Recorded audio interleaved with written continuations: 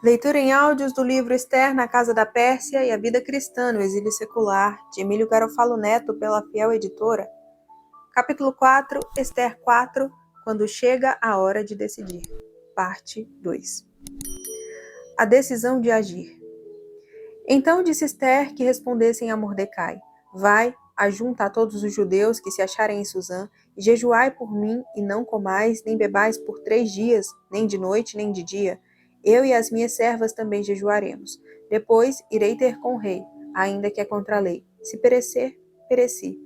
Então se foi Mordecai e tudo fez segundo Esther lhe havia ordenado. Cristãos muitas vezes sofrem com o processo de decidir qual curso de ação seguir. Por vezes, essa angústia é fruto de um entendimento errado acerca de como Deus nos dirige. É como se Deus tivesse algo que Ele deseja nos dizer, mas que Ele misteriosamente não diz, apenas no máximo nos dá pistas e impressões. O pastor Heber Campos Júnior explica: muitos esperam um trailer antecipado do filme de sua vida, uma amostra suficiente para lhes tranquilizar que Deus está guiando. O problema não é apenas dos jovens, mas em particular diz respeito a eles, pois estão em momento de muitas decisões. Infelizmente, uma visão estranha sobre descobrir a vontade de Deus tem causado enorme prejuízo ao povo de Deus e, sem contar, muita ansiedade. A hesitação de tomada de decisões em nosso tempo tem a ver com a incomparável liberdade e opções que temos hoje. Todo o senso de que portas inúmeras se abrem e, ao fecharmos algumas, nós perdemos possibilidades de uma existência mais feliz ou mais plena. Pense nas escolhas de alguém que deseja ser engenheiro, por exemplo. São quantas as possibilidades? Engenharia naval, civil, elétrica, mecânica, química, mecatrônica e etc. Considere a variedade de produtos e serviços que temos à nossa disposição. Pense nas opções de turismo à nossa disposição, é claro, se pudermos pagar. O simples plano de ir consultar um médico pode ser uma escolha terrível entre uma lista de nomes. No campo do entretenimento, é sem limite o que temos na ponta dos dedos. Basta um smartphone e temos filmes, música, jogos, chats e toda a infinidade da internet para nos entreter. Se em gerações anteriores o campo de possibilidades era extremamente limitado, hoje é quase sem limites. E com medo de perder inúmeras coisas, queremos que Deus decida mesmo as coisas pequenas. Será que Deus deseja que eu vá para João Pessoa ou Fortaleza no feriadão? Devo casar com fulano? Devo prestar vestibular para engenharia cicrana? E passar as férias na Beltranolândia? Parte desse problema é causado pela mística que se criou em torno do processo de decisão. Achamos que Deus tem um plano excelente para as nossas vidas, bem como algumas versões inferiores do plano, caso a gente não consiga descobrir o plano principal. Buscar a ajuda de pessoas mais sábias é dos melhores métodos que Deus proveu na sua igreja. Precisamos entender melhor essa questão e ensinar melhor o povo de Deus acerca disso. São muitos os fatores envolvidos nessa questão e ela merece um tratamento mais longo do que podemos ter aqui. Quero pontuar um elemento, entretanto. Uma das razões por que ficamos travados e não tomamos decisões é porque somos covardes. Queremos Deus nos assegurando que cada passo terminará bem. Queremos alguém para culpar, caso não saia tudo bem. Vejamos o exemplo de Esther e Mordecai. Esther não fica tentando descobrir se Deus quer que ela tente intervir ou não. É claro que é arriscado, é perigoso entrar diante de Assuero sem ser convidada. Ela, porém, considera a questão, pondera acerca da posição em que está e o que pode fazer e resolve agir. Ela pede que jejuem por ela, mas ela já decidiu. Esther não fica esperando um sinal dos céus a fim de ver se era a coisa certa a fazer. Ela não passou semanas tentando discernir a vontade de Deus. Como Kev de Jong coloca, Esther não esperou semanas ou meses num limbo decisório tentando discernir a vontade de Deus para sua vida antes de agir. Ela simplesmente fez o que era certo e avançou sem uma palavra especial de Deus.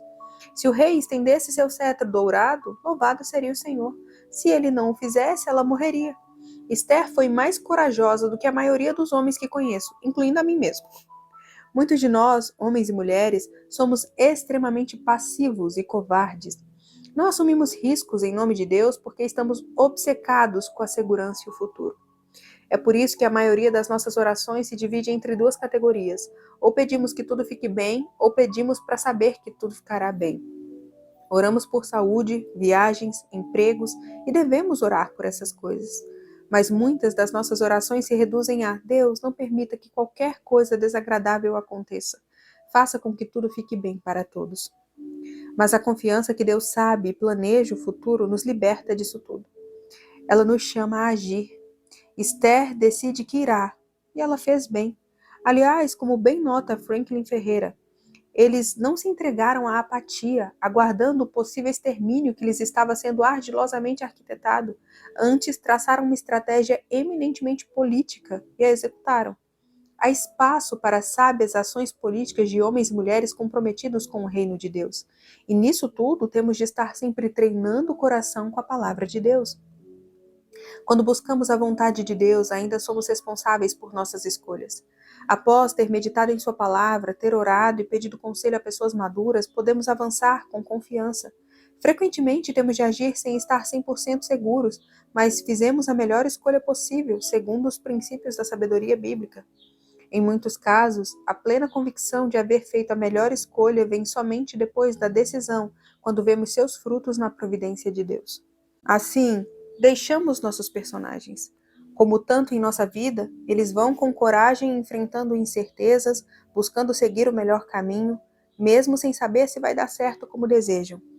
Esther decide agir e manda dizer a Mordecai que convoque os judeus em Susã a jejuarem por ela. Ela e as servas vão jejuar também e irão seguir. Se perecer, perecerá.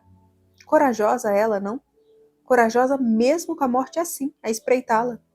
Jesus Cristo, nosso Salvador, também se viu diante de encruzilhadas em seu caminho. Quando se aproximava o momento de sua prisão, ele orou ao Pai pedindo para que aquele cálice se afastasse dele, se possível, mas que a vontade do Pai permanecesse. O verdadeiro mediador entre Deus e o homem, na plenitude do tempo, tomou carne e apareceu neste mundo.